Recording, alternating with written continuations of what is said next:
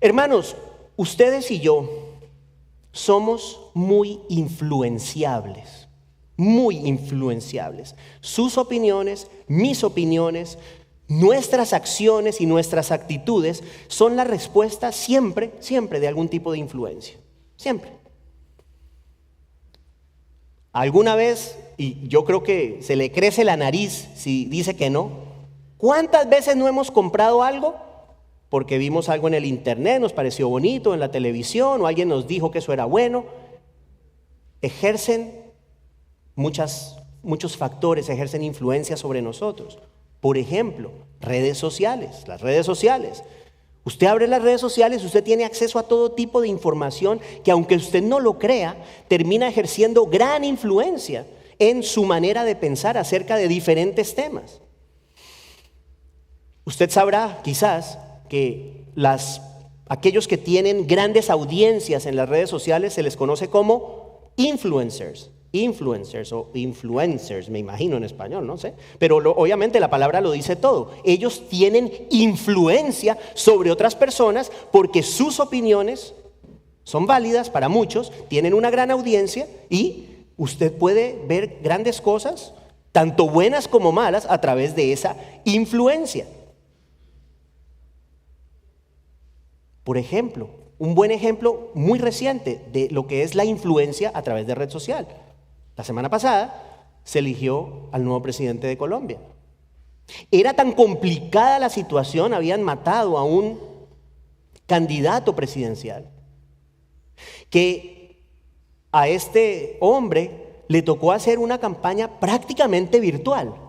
Y cuando tenía la posibilidad de hablar en público, no sé si usted lo ha visto, pero lo encierran en una caja, porque tiene muchas amenazas.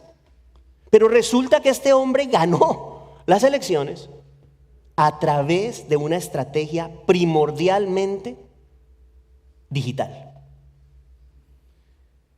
¿Por qué le digo esto? Porque es un ejemplo de que somos influenciables, para bien o para mal. Somos influenciables. Si usted escucha una opinión de manera repetida, ¿sí? Si usted escucha algo repetidamente, lo más seguro es que se vuelve su opinión. Especialmente si esa opinión viene de alguien que tiene credibilidad para usted. Escuche esto es interesante. Haciendo ahí una investigación para poder tener esta introducción, encontré que en los años 50, un psicólogo llamado Solomon Asch hizo un experimento que ilustra esto que les estoy diciendo. Este hombre reunió a un grupo de personas para llevar a cabo un supuesto examen visual, examen de vista, de visión. ¿Qué hizo? Consiguió un grupo de personas para el experimento y contrató a otro grupo de actores. O sea, eran actores. Un grupo era gente que vino al examen, pero otros eran actores. ¿En qué consistía el examen? El examen consistía en que el psicólogo ponía 2 tarjetas. En una tarjeta había una línea de una determinada longitud, en la otra tarjeta había 3 líneas. Y solamente una de esas líneas era de la misma longitud que la de la otra tarjeta. Y aparentemente las diferencias eran obvias. Resulta que los actores empiezan y los actores tenían como orden dar información equivocada. En otras palabras, los actores tenían que decir que había una línea determinada que era igual que la otra cuando no era. ¿Qué sucedió? Que cuando llegaban los que sí eran, cometían los mismos errores. La pregunta es ¿por qué? Porque estaban influenciados por la opinión de ellos, de los primeros. Y la influencia era superior a lo que ellos mismos veían con sus ojos. Me parece increíble esto. ¿Cuál es el punto, hermanos? El punto de lo que les estoy diciendo es que ustedes y yo, todos nosotros, somos influenciables. La pregunta es esta: ¿bajo qué influencia estamos? Esa es la pregunta. Todos somos influenciados por algo. La pregunta es ¿por qué? Y en virtud de esa realidad de que todos somos influenciables, el apóstol Pablo nos llama a ser influenciados ¿por quién? Por el Espíritu Santo de Dios, en lugar de por otras cosas. Y si usted estuvo aquí hace 3 semanas, que fue la última vez que prediqué, eso fue lo que vimos cuando consideramos el verso 18 del capítulo 5 de la carta de los Efesios, de Pablo a los Efesios, que hemos estado estudiando. Le recordaré brevemente. Ese verso 18 dice: y no se embriaguen con vino, en lo cual hay disolución, sino sean llenos del Espíritu. Y argumentamos ese día que ser llenos del Espíritu tiene que ver con ser controlados por el Espíritu. Ser llenos del Espíritu es ser controlados por el Espíritu Santo de Dios. Hicimos una distinción importante. La llenura del Espíritu no es el bautismo del Espíritu. Tampoco es una segunda experiencia espiritual mística después de la conversión. La llenura del Espíritu es la influencia permanente, la influencia continua del Espíritu Santo sobre nuestra vida. Esa es la llenura del Espíritu. Afirmamos en esa ocasión que esta llenura se manifiesta en una vida, escuche, muy importante, en una vida sometida a la palabra de Dios, una vida caracterizada por la obediencia, por la sabiduría. Recuerde, en lugar de ser de ser necios, estamos llamados a ser sabios, ¿sí? Y un deseo por glorificar a Cristo. Todas estas son manifestaciones de la llenura del Espíritu. Nosotros como creyentes debemos rechazar cualquier influencia que compita con el señorío del Espíritu, y estamos llamados a vivir permanentemente bajo la dirección del Espíritu de Dios. Entonces, en ese orden de ideas, hermanos, quiero que quede claro que ser llenos del Espíritu es vivir bajo la influencia del Espíritu. Estamos hablando de influencia, estamos hablando de control. Vivir bajo la influencia del Espíritu, eso es ser llenos del Espíritu Santo. Entonces, en esta mañana, continuando con el flujo de pensamiento que trae Pablo, vamos a ver tres distintivos de la influencia del Espíritu Santo en la vida del creyente. Vamos a aprender 3 cosas. Vamos a aprender que una vida llena del Espíritu está caracterizada por la alabanza, 1, por la gratitud, 2, y por la humildad. Nuestro pasaje de hoy lo encontramos en Efesios capítulo 5 y los versos 19 al 21. Efesios 5 versos 19 al 21. Una vez más vamos a leer el pasaje completo a partir del verso 15 para tener el contexto del pasaje. Hermanos, les ruego que por favor nos pongamos un momentico de pie. Vamos, hermanos, dice el Señor: por tanto tengan cuidado cómo andan, no como insensatos, sino como sabios, aprovechando bien el tiempo, porque los días son malos. Así pues, no sean necios, sino entiendan cuál es la voluntad del Señor. Y no se embriaguen con vino, en lo cual hay disolución, sino sean llenos del Espíritu. Hablen entre ustedes con salmos, himnos y cantos espirituales, cantando y alabando con su corazón al Señor. Den siempre gracias por todo en el nombre de nuestro Señor Jesucristo, a Dios el Padre. Sométanse unos a otros en el temor de Cristo. Es palabra de Dios, queridos hermanos. Por favor, tomemos asiento. Hay algo muy importante que quiero decirles, hermanos, y esto es algo que ustedes y yo hemos hablado permanentemente aquí en la iglesia. Usted debe ya saber, porque lo ha escuchado y escuchado y escuchado, que si usted es un creyente, a ver, yo le voy a hacer la pregunta, a ver, ¿quién vive dentro de usted? El Espíritu Santo de Dios. ¿Por qué quiero empezar con eso? Porque cuando somos creyentes, el Espíritu Santo viene a vivir dentro de nosotros. Escuche, ese Espíritu Santo nos capacita para vivir la vida cristiana. ¿Por qué es importante eso?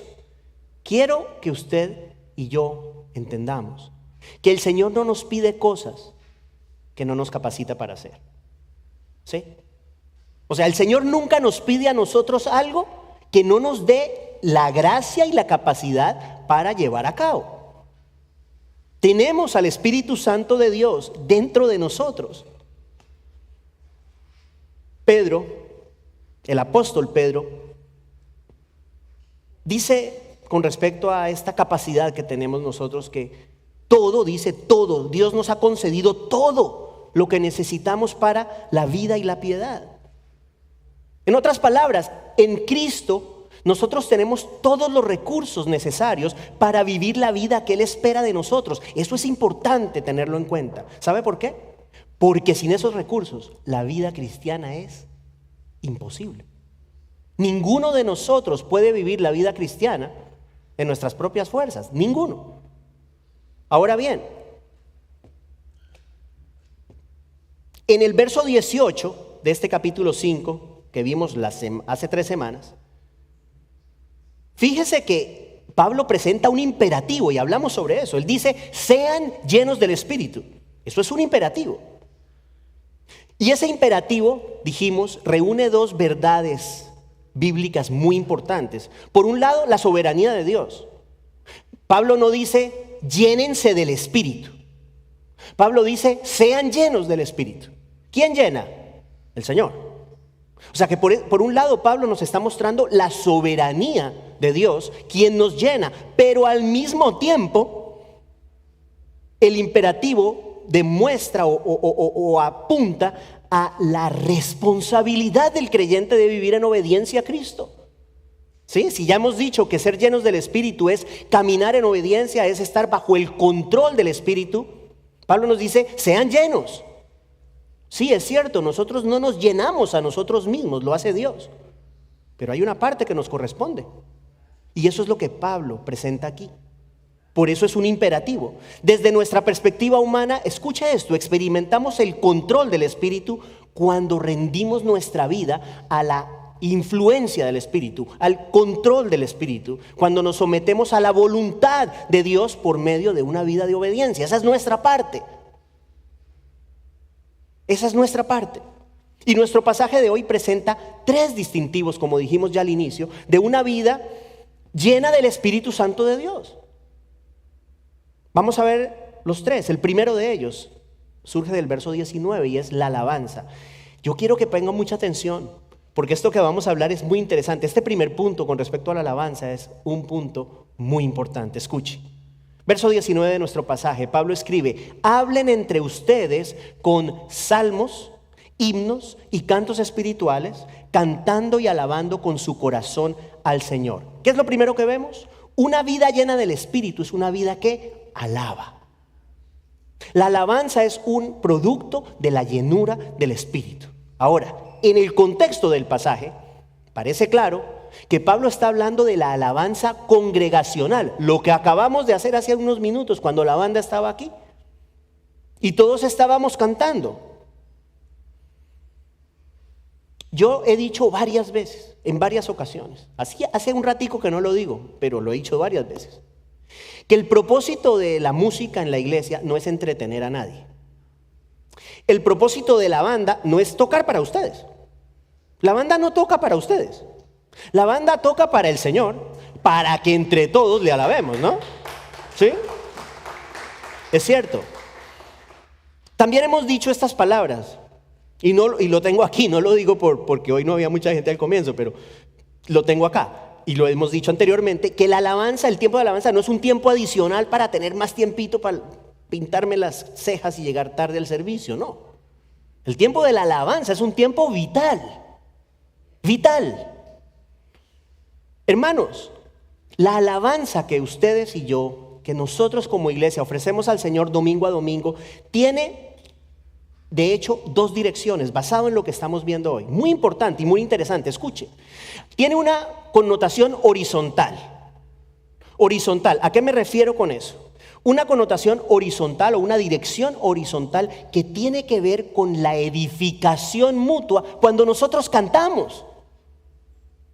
Ese es un punto tan importante y tan hermoso. Volvemos al pasaje. Mire lo que Pablo dice. Dice, hablen entre ustedes, ahí está la parte horizontal. Hablen entre ustedes con salmos, himnos y cantos espirituales. ¿De qué está hablando? Está hablando del hecho de que cuando ustedes y yo cantamos en la iglesia, nosotros estamos siendo edificados mutuamente a través de las verdades que estamos proclamando por medio de las canciones. Ese es el sentido de que nosotros nos hablemos mutuamente con salmos, himnos y cantos espirituales. Esa es la idea de lo que Pablo está diciendo.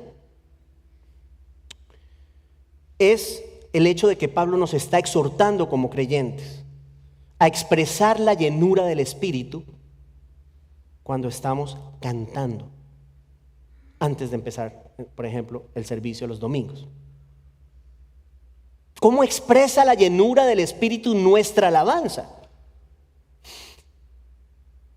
Nosotros estuvimos por fuera hace un par de semanas y ese domingo que estábamos afuera fuimos a una pequeña iglesia. Yo no sé por qué. La música no era nada particular, pero me sacó lágrimas. Me sacó lágrimas. Y yo estaba alabando al Señor con lágrimas en mis ojos.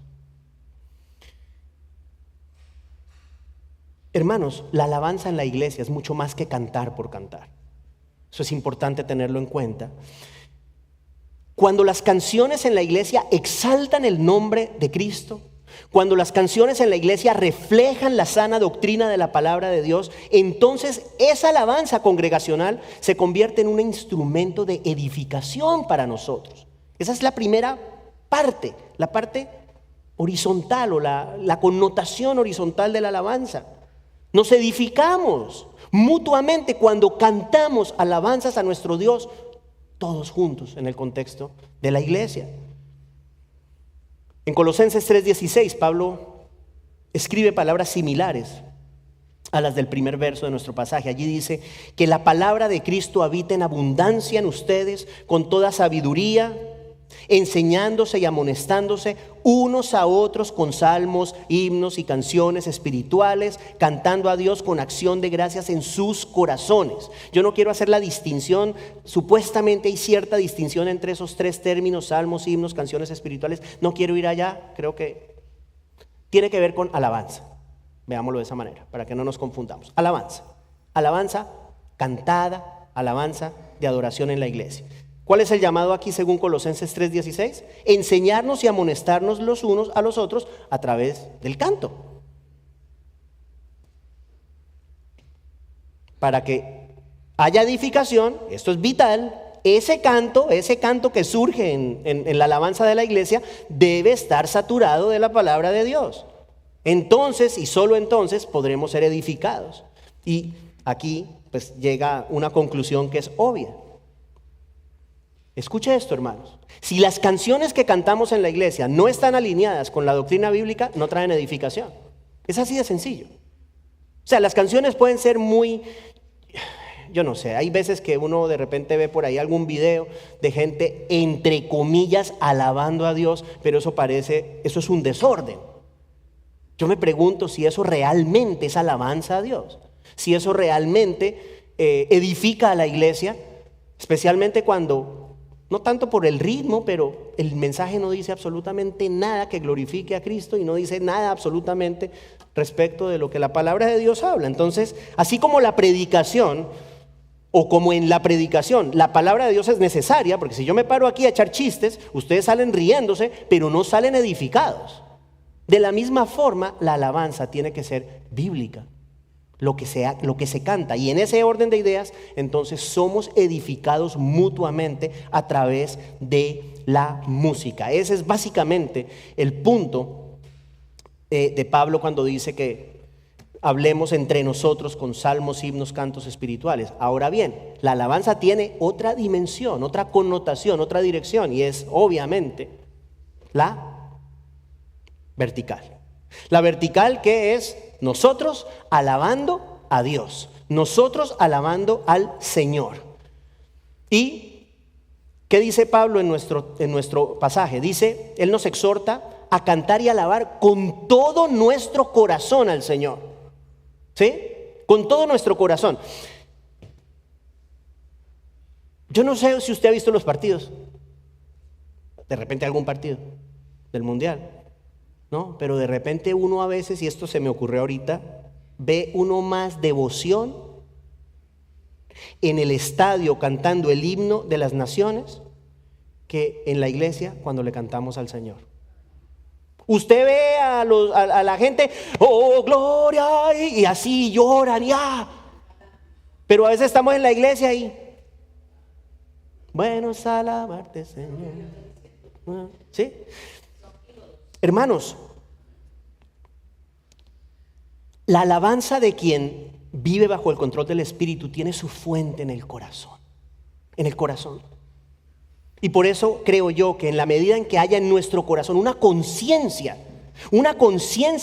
interior de todo lo que Dios ha hecho por nosotros, hermanos, que permanentemente nosotros pensemos en la persona de Cristo, que cuando estamos alabando, pensemos en lo que Dios ha hecho por nosotros. Pensemos, ¿dónde estaría yo si no fuera por ti, Señor? ¿Qué realmente, como dice la canción, qué sería de mi vida si no fuera por ti? Y estamos cantando y estamos considerando a Cristo y estamos pensando en la cruz. Y estamos pensando quizás en la gloria eterna que tenemos en Cristo. Es poner la mente y el corazón en lo que estamos haciendo. Ese tiempo de alabanza es un tiempo muy especial, en el cual nosotros honramos al Señor y debemos hacerlo con nuestro corazón. Y para hacerlo con nuestro corazón, repito, creo que la mejor forma es pensar y considerar a Cristo. Yo no sé si de repente cuando uno está cantando y de repente empieza a pensar en los clavos,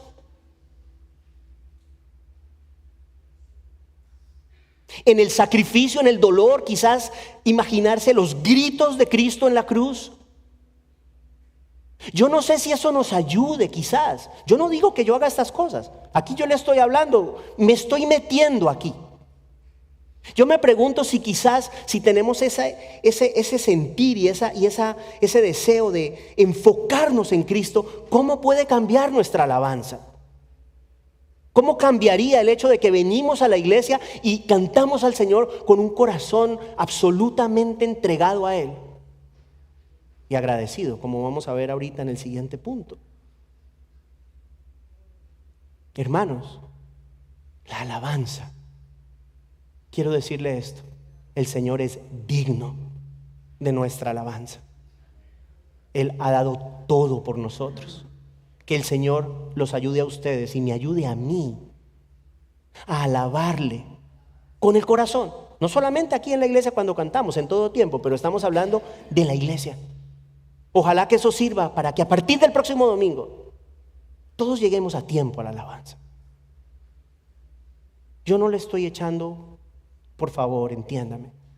Aquí mi intención no es jalarle las orejas, hacerlo sentir mal, se lo prometo que no. Si entendemos esto que estamos hablando, es importante que estemos aquí a tiempo para alabar al Señor. Eso es básicamente lo que quiero decir en ese punto. Luego, esa alabanza que surge del corazón tiene un elemento básico que nos lleva al segundo punto del pasaje, del mensaje, quise decir, y es la gratitud. La gratitud, verso 20 de nuestro pasaje. Este punto es vital. Dice Pablo, den siempre gracias por algunas cosas. Den siempre gracias por todo, en el nombre de nuestro Señor Jesucristo, a Dios y el Padre. Hermanos, cuando nosotros nos acercamos a la palabra de Dios, es importante, y esto se los he dicho varias veces, considerar las palabras. Hay palabras que de repente parecieran no ser muy importantes y son vitales. Y aquí hay dos que a mí por lo menos me llaman mucho la atención. Siempre y todo.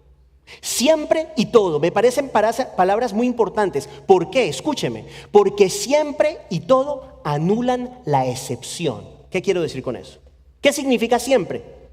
En el contexto, siempre significa que debemos dar gracias en todo tiempo sin excepción. Eso es lo que significa siempre. Y todo significa que debemos dar gracias en cada circunstancia sin excepción. Eso es lo que significa. ¿Cuál es el llamado de Pablo aquí?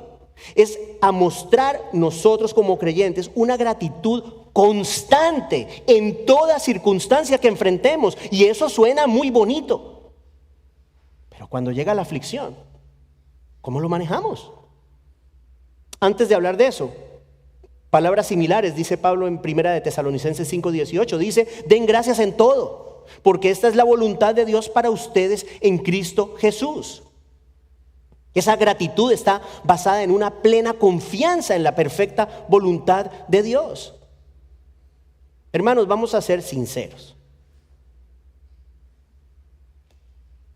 Dar gracias cuando todo está bien es fácil, ¿o no es así? Cuando todo va bien, es fácil dar gracias. Pero cuando viene la aflicción, es más difícil dar gracias.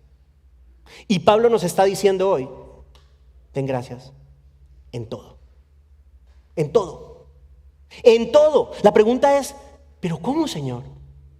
O sea, entonces, Señor, ¿debo agradecerte por el sufrimiento en mi vida?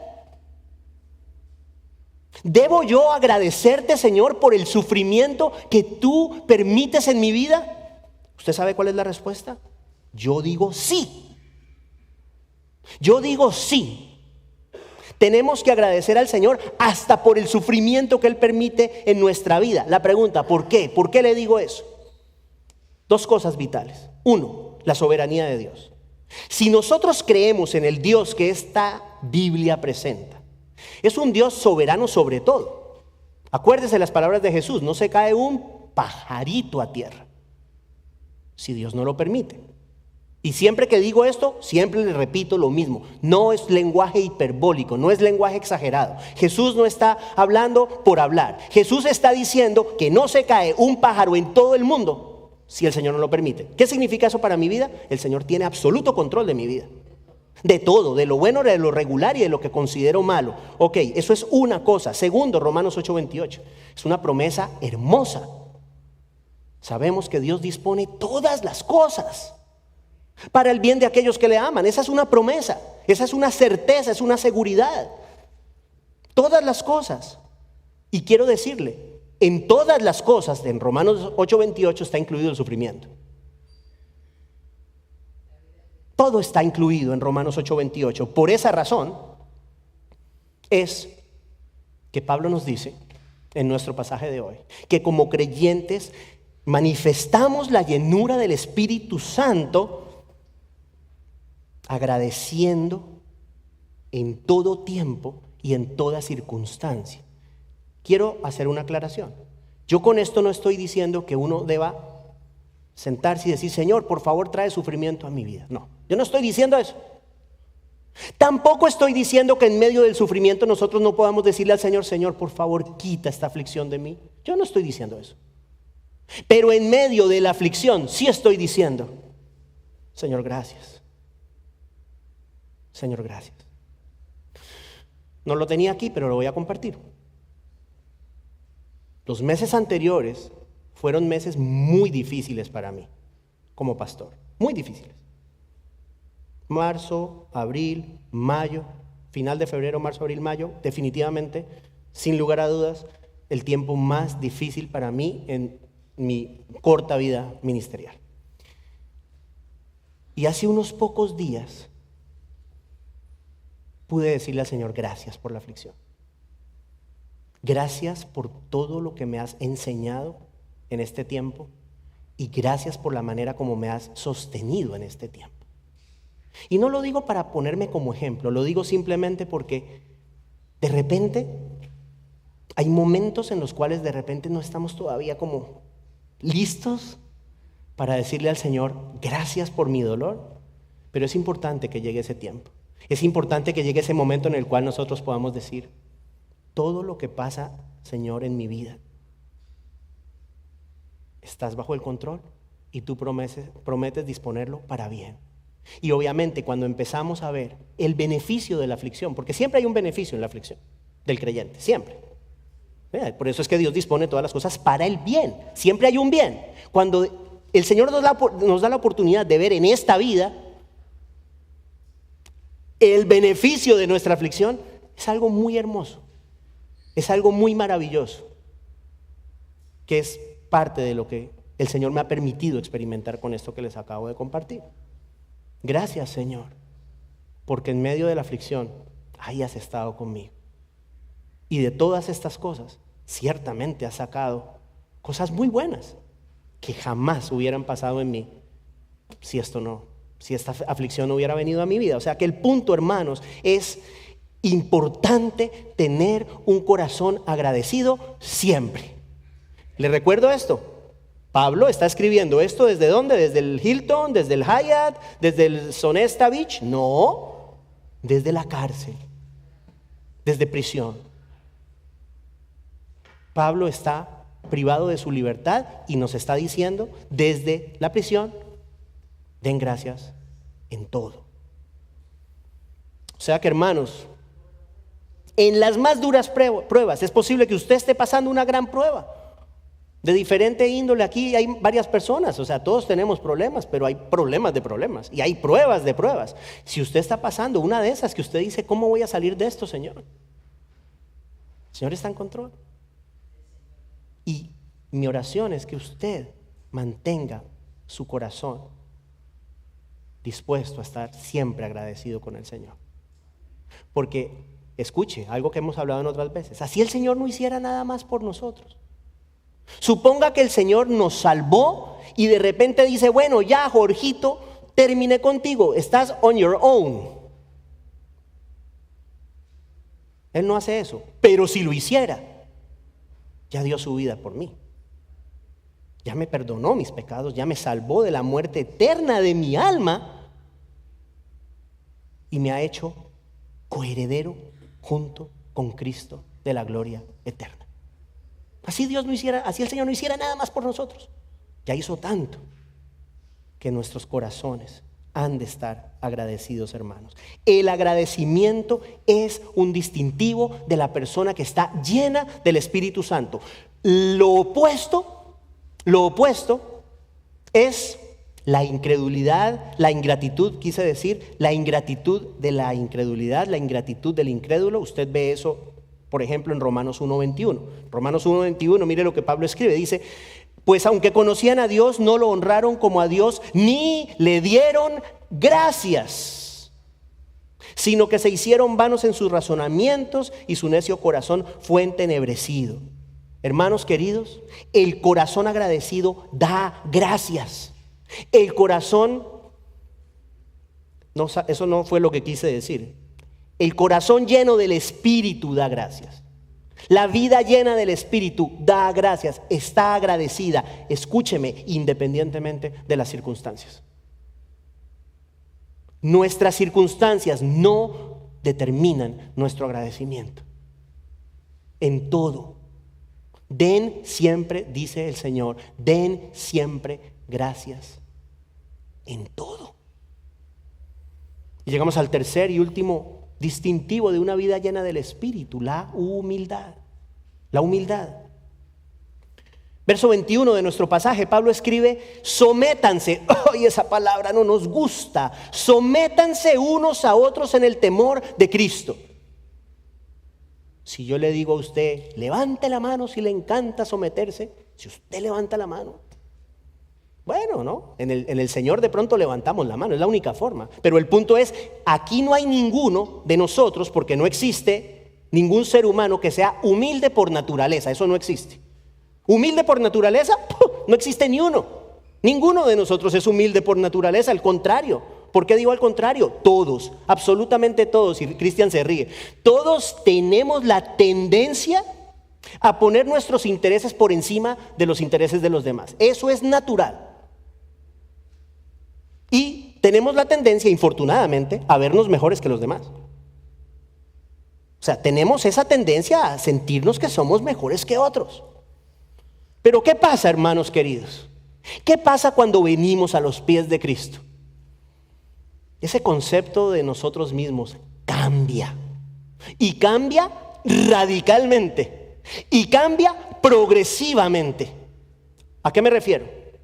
El Señor poco a poco nos va mostrando nuestro pecado. Poco a poco. Y a medida que caminamos más y más de la mano del Señor, ¿qué pasa? Aumenta nuestra conciencia de nuestra imperfección. Y aumenta nuestra conciencia de nuestra constante necesidad que tenemos de Cristo. Yo le digo esto. Es mi opinión. Que cuando una persona se ve a sí misma como muy buena, en el mejor de los casos, esa persona es un cristiano bebé. Es un cristiano inmaduro. ¿Por qué yo le digo eso? Las luces, ¿no? Que siempre uso de ejemplo. Las lucecitas estas aquí enfrente. Entre más resplandece la luz de Cristo, más se ve. Más se ve. Nuestra imperfección, nuestro corazón, el pecado que existe en nosotros. Y quiero decirle, para que no me malinterprete, está claro, ya no somos esclavos del pecado, está claro. Está claro, el pecado ya no tiene dominio sobre nosotros, eso es cierto. Es cierto, hemos sido trasladados del reino de las tinieblas al reino del Hijo amado, es verdad. Es cierto, acabamos de decirlo, tenemos todo lo necesario para vivir vidas agradables a Dios. Es cierto, pero también es cierto que el pecado no ha sido completamente erradicado de nuestra vida. Eso es una realidad. Es una realidad. Y esa realidad, ¿qué genera? ¿Qué genera esa realidad en la persona llena del Espíritu? ¿Sabe qué genera? Entre una de las cosas que genera, frustración. Frustración. Una gran frustración que usted ve ejemplificada en Pablo en Romanos 7. Frustración. ¿Por qué frustración? Porque vemos nuestra realidad y vemos que quisiéramos honrar al Señor más y de repente nos encontramos no honrándolo como quisiéramos, ¿cierto? Y esa conciencia creciente genera una gran frustración. O sea, entre más, y aquí viene el punto, la conexión con la humildad, entre más cerca estamos de Cristo y más vemos nuestra realidad, ¿sabe qué pasa con el orgullo? Va bajando. Porque cuando usted camina con Cristo y estamos cada vez más cerca de Cristo, es que no hay razón para ser orgullosos. Es que usted y yo no tenemos una razón para ser orgullosos, no la tenemos. Porque no somos mejores que absolutamente nadie. Y si usted y yo comparamos nuestra vida, nuestro ser, con la perfecta vida de Cristo, ahí sí que... ¿Pero orgullosos de qué? ¿De qué orgullosos, hermanos? ¿De que estábamos muertos? ¿De que estábamos enlodados en el pecado y Dios por su misericordia vino, nos dio su mano y nos sacó? ¿Dónde está el orgullo? La gloria es toda de Él. No hay razón para el orgullo. Por eso justamente es que una vida llena del Espíritu muestra humildad. Es por eso. Esa es la razón. Porque no hay razón, hermanos, para el orgullo en el creyente. No hay razón. Ahora bien, no sé si a usted le pasa esto. Y algunas veces le he preguntado esto y digo, espero que le pase. Espero que nos pase. Pero a medida que esta conciencia de pecado aumenta, ¿qué sucede? Bueno, pues que nos percatamos que le fallamos al Señor de manera constante. Yo quiero decirle eso. La conciencia espiritual lo que hace es que nos permite ver qué tanto le fallamos a Dios. ¿Por qué? Le he dicho en otras ocasiones, no piense que para pecar hay que robar un banco, matar a una persona. Hermanos, pecamos de tantas formas. Con lo que hablamos, con lo que pensamos, con lo que miramos o cómo miramos, con las acciones, con todo.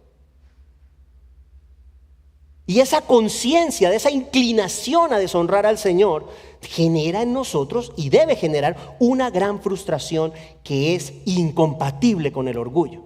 Incompatible con el orgullo. Es que el orgullo en la vida del creyente es como agua y aceite, es que no se puede combinar. Por esa razón, para mí. Esta es mi opinión. A mí no me importa. Pasa muchas veces de repente, yo he visto, ¿no?, pastores en grandes, entre comillas, iglesias, que se ve la arrogancia por encima.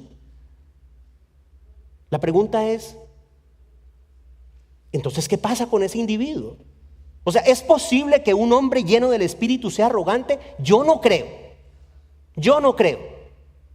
O sea, yo creo que hay otros distintivos, otras características en nosotros los creyentes que no son buenas y que pueden existir de repente a pesar de que estemos llenos del Espíritu. Pero la arrogancia, yo no creo. Porque es que no hay razón para ella.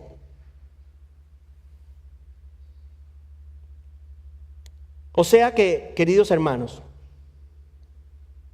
la humildad es uno de los distintivos del hombre, la mujer que han sido llenos o que están llenos del Espíritu Santo de Dios.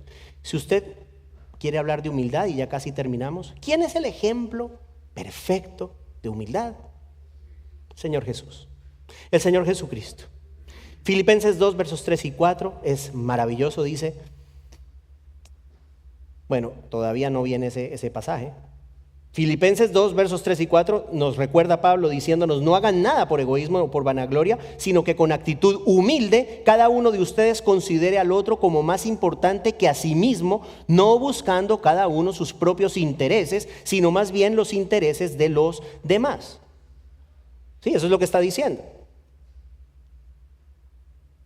Y eso tiene que ver con el sometimiento del cual Pablo está hablando en este último verso. Sometimiento, someterse a los unos a los otros, tiene que ver con el hecho de que somos humildes entre nosotros, poniendo los intereses de los demás por encima de los nuestros. Ahora bien, vamos a hablar de esto la semana entrante, pero es importante decir, como lo veremos a partir de la semana entrante, que la humildad no tiene nada que ver o no pasa por encima de niveles de autoridad que Dios ha establecido en las relaciones humanas. O sea, no significa que humildad es usted puede hacer lo que quiera. Eso no es humildad. Humildad es entender que todos somos iguales. Aquí no hay nadie más que nadie. Yo se los he dicho otras veces. ¿Sí? Si vamos a la iglesia, aquí no hay nadie más que nadie. Aquí lo único que hay es diferencia de funciones. Eso es todo. Ante los ojos del Señor, todos somos iguales. Todos. Aquí el pastor no es más que nadie, ni el líder de alabanza, ni quienes enseñan. No es así. Habiendo dicho eso, habiendo esa igualdad, y por esa igualdad es que debemos tratarnos unos a otros, someternos unos a otros en el temor de Cristo. Habiendo dicho eso, el Señor ha establecido autoridad que veremos la semana entrante en el contexto de la familia, en el contexto del trabajo, entre empleadores y empleados. Todo eso, de todo eso vamos a hablar. Pero el punto es, si vamos a hablar de humildad, y ahora sí para terminar, el mejor ejemplo es el Señor Jesucristo. Él es nuestro ejemplo de humildad. Escuche, Filipenses 2, versos 6 al 8, usted seguro lo ha escuchado. Esto es algo muy hermoso. Mire el ejemplo que nos da el Señor Jesucristo. Dice Pablo que Él, Cristo, no consideró el ser igual a Dios como algo a que aferrarse, sino que se despojó a sí mismo tomando forma de siervo, haciéndose semejante a los hombres, y hallándose en forma de hombre, se humilló Él mismo, haciéndose obediente hasta la muerte y muerte de cruz. El Señor, el Dios eterno, se humilló a sí mismo tomando forma de siervo. ¿Queremos ser como Jesús? Tenemos que someternos en el temor de Cristo los unos a los otros. Y vamos a explicar bien en las semanas que siguen en qué consiste ese sometimiento. Pero por lo pronto, hermanos, es importante saber que el corazón que está controlado por el Espíritu, escuche esto, no tiene el deseo de dominar a los demás. Esa idea de dominio, esa idea de pasar por encima de la gente, eso no es un distintivo de una persona que es controlada por el Espíritu Santo de Dios. La persona que es controlada por el Espíritu tiene el deseo de amar a los demás, servir a los demás. Eso es un distintivo de la llenura del Espíritu Santo. Y cuando nuestro corazón está sometido a Cristo, entonces y solo entonces podemos someternos a los demás. Solamente. O sea que, hermanos, hoy hemos visto que la llenura del Espíritu se manifiesta en nuestra vida a través de 3 formas: la alabanza, la gratitud y la humildad. La influencia del Espíritu en nuestro corazón hace que el corazón del creyente alabe, que el corazón del creyente agradezca y que el corazón del creyente sea un corazón humilde, sometiéndose a los demás. Por lo pronto, hermanos, quiero decirles, basado en lo que hoy hablamos, busquemos la oportunidad, ojalá de manera consciente, a partir del próximo domingo, de ser edificados a través de la alabanza, cantando con nuestros corazones alabanzas al Señor aquí en la iglesia. 2, seamos siempre agradecidos con el Señor, independientemente de nuestras circunstancias. Y 3, mostremos humildad en nuestras interacciones con los demás. Oremos. Padre, en el nombre de Jesús te damos gracias a ti por tu palabra santa que nos fortalece, nos direcciona. Y oramos, Señor, que tú seas nuestra influencia, que nuestras vidas estén completamente controladas por tu Santo Espíritu, para que entonces podamos vivir vidas de alabanza, con gratitud, independientemente de las circunstancias, y con humildad de corazón, demostrada en nuestras interacciones con nuestros hermanos y con las demás personas. Gracias, Señor, por tu palabra. Por favor, continúa conformándonos cada vez más según la imagen de Cristo a través de ella. Te lo pedimos en el nombre de Jesús. Amén.